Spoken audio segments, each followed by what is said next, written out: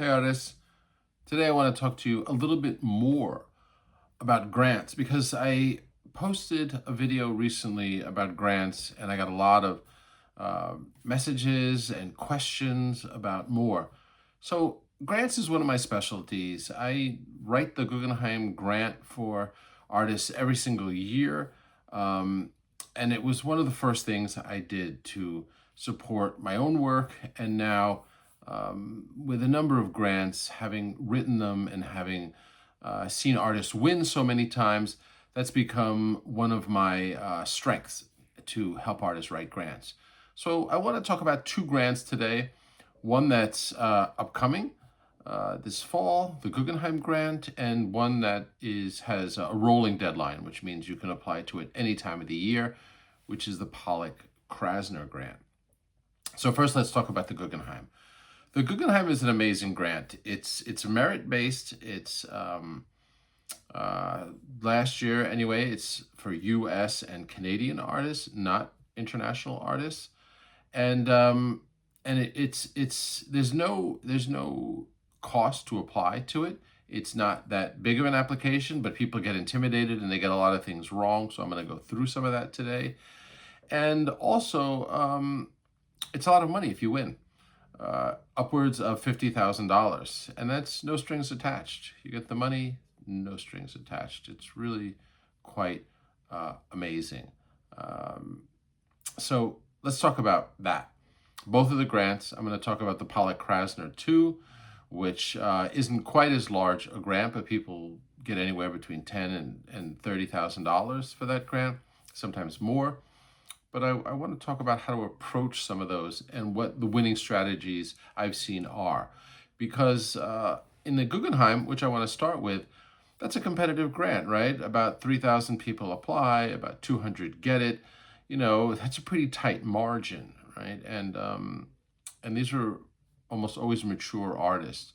I've never seen an artist get it under 40. And not that they can't, artists have gotten it under 40, but it tends to be with artists who are older. All the ones that I've seen, there was someone in their 40s, and the rest, I've seen 7 winning applications for the Guggenheim. So I'm going to explain a little bit about why those were winning applications. Again, most of the applicants that won were in their 60s or older, some in their 70s and 80s.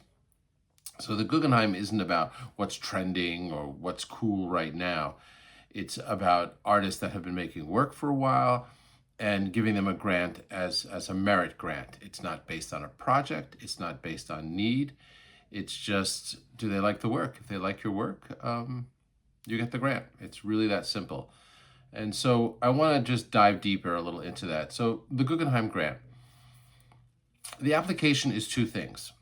It's a statement of plans, they call it, and there's a narrative. Each have to be 1,000 words long. It's about a page and a half or so each. And that's not a lot of writing, really. 1,000 words is, but double spaced, about a page or so. So I want to explain what both of those are, because this is where people get confused. The narrative, let's start with. That's not a resume. It's not, a biography in third person. It's the artist writing in their voice, first person, about basically how you came to be who you are. So the way it's structured, the way you ideally should structure it, this is how the 7 winners that I've seen have structured it.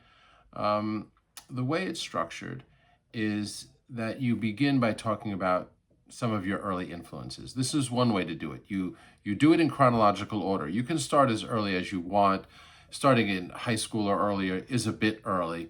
You can start a little bit later than that, but it's up to you. If there was some formative experience when you were young, absolutely mention that.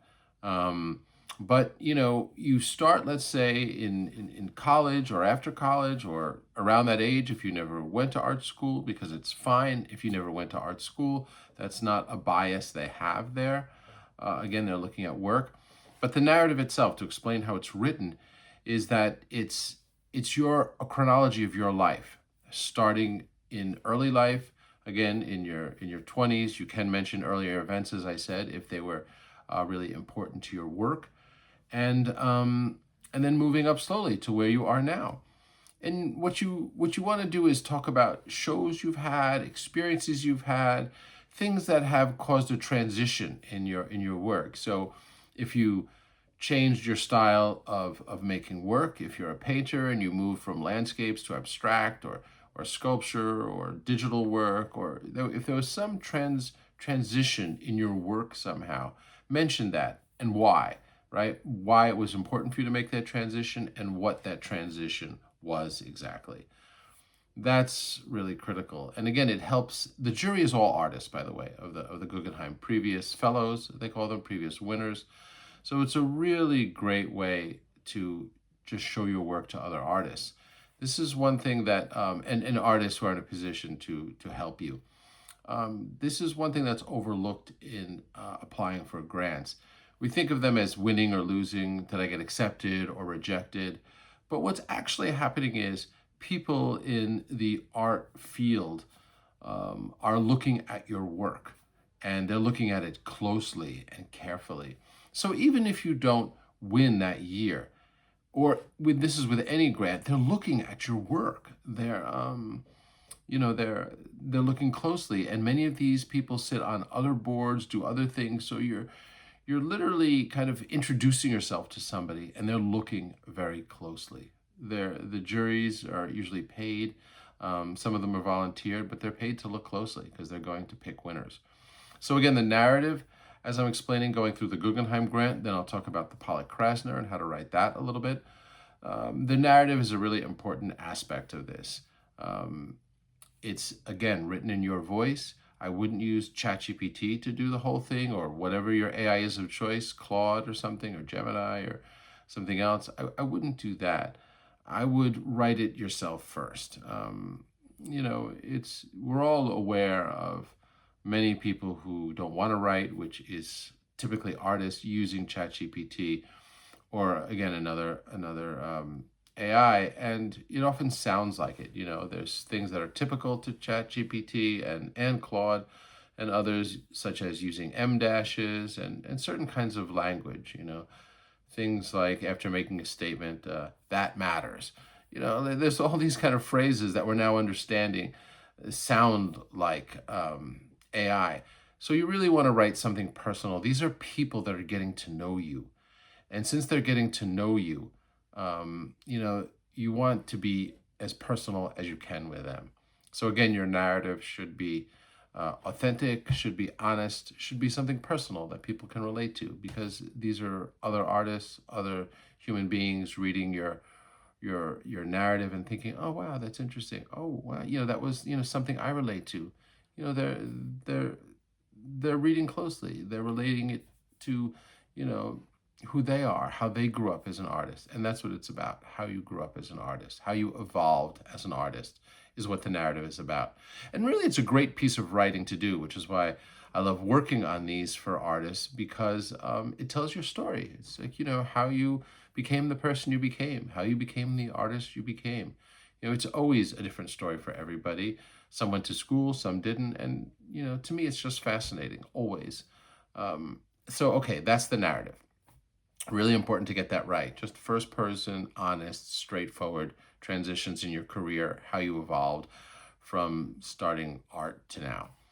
The other piece of writing in there, and this is one that people really get wrong a lot, it's where I see the most errors, is the statement of plans. Statement of plans, sometimes people see that as an artist statement, and it's not an artist statement.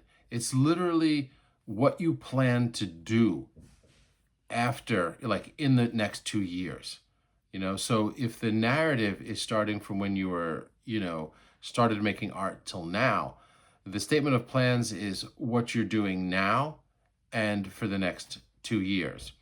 And the reason for that is they want to know a little bit about how you're going to spend the money. They don't want a budget or anything like that, but they want a project title. So let's just say you're a landscape painter or you're an abstract painter, and your paintings have different titles.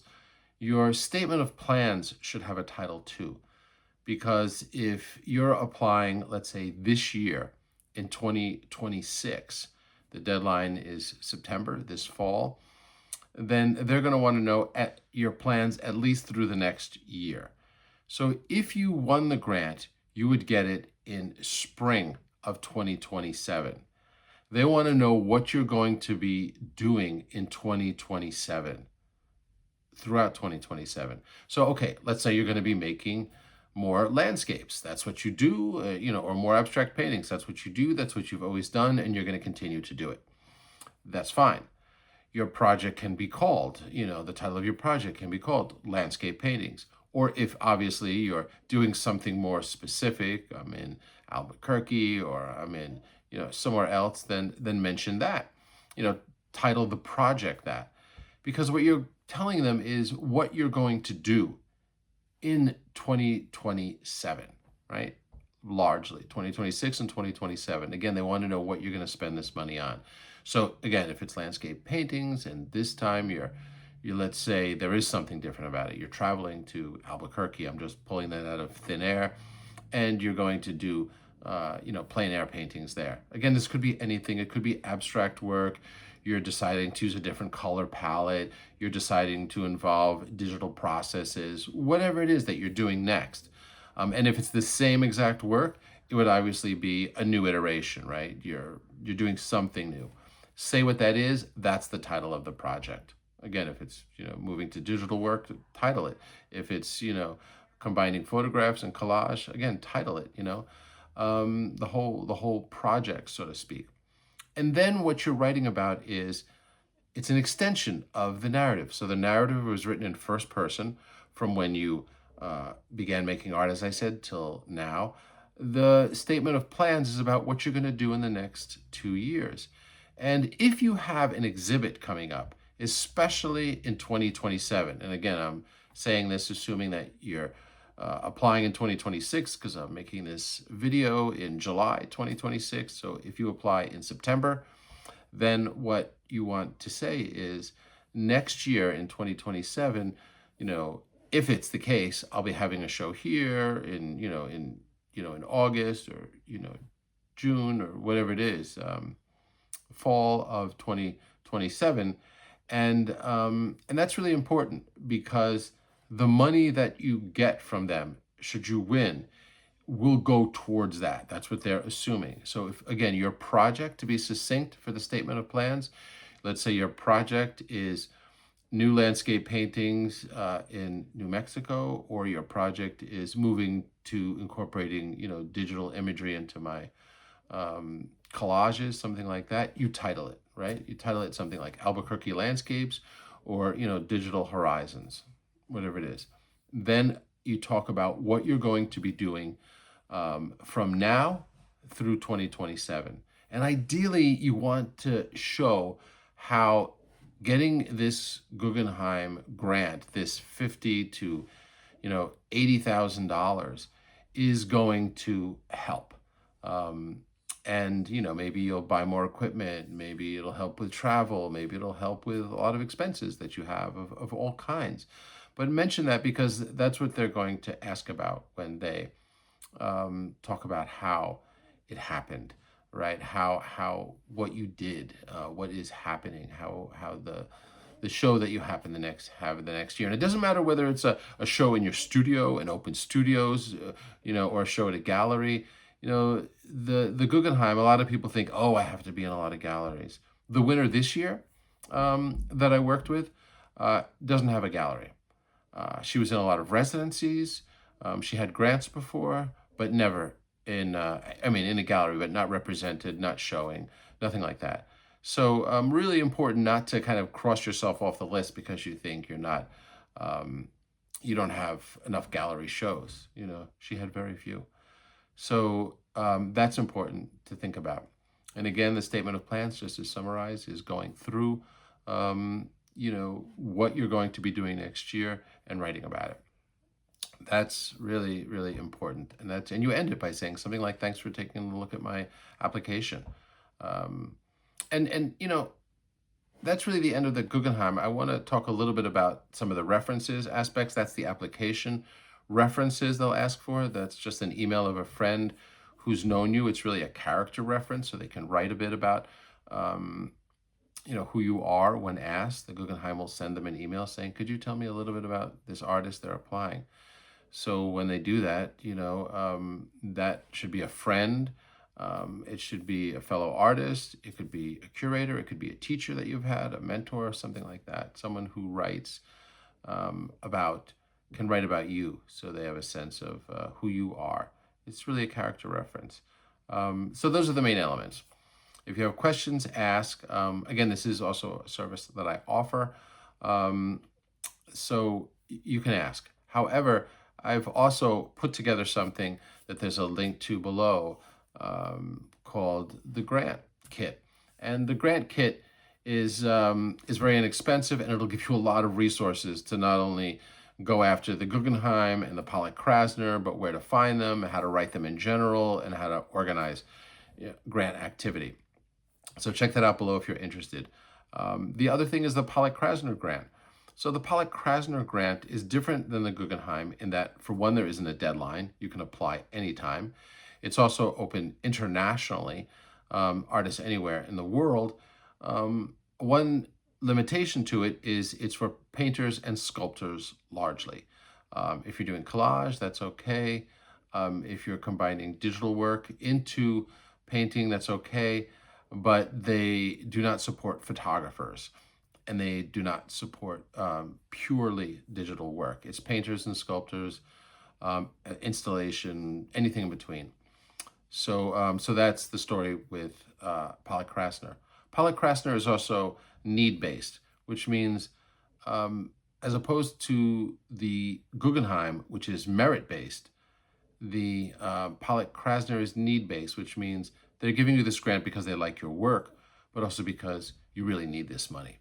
And that could be to pay your rent. It could be for, medical expenses. It could be for just, you need a little time in your studio.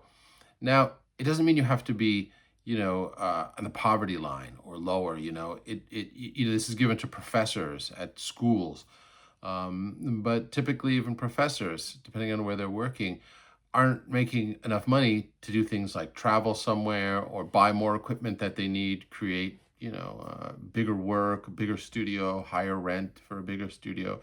So that's what need-based means. The Pollock-Krasner is a little bit simpler, right? They're asking a little bit about what you need the work, what you need the money for, and they're also asking you for a budget. The Guggenheim doesn't do that, so they want to know you're going to make rent higher, or you're going to make more work that requires other materials. Spell that out. That's really important. And again, it's need-based. So you don't have to sound like you're really struggling in some way or in a really difficult situation. It's just that you need this money, to get over a certain lack, right? Again, and it could be size of the work. It could be something else, wanting to make bigger work, wanting to have a bigger studio, needing to pay the rent, because things have been a little slim this year, something like that. Really, it's a great grant to apply for because they're always looking, and you can apply anytime. You don't have to go just for the deadline. Again, in response to so many questions I've been getting about grants, I put together a really inexpensive grant kit, which you can find out more on the link below. So check that out if you're interested and you want just more support and a general, step-by-step plan of how to do this. That's all for now. You can also just ask me questions in the comments, and I'll get to them. But the grant kit I made just to answer a lot of those questions and to give you a resource that will keep going, that you can just use every year. So that's all for now.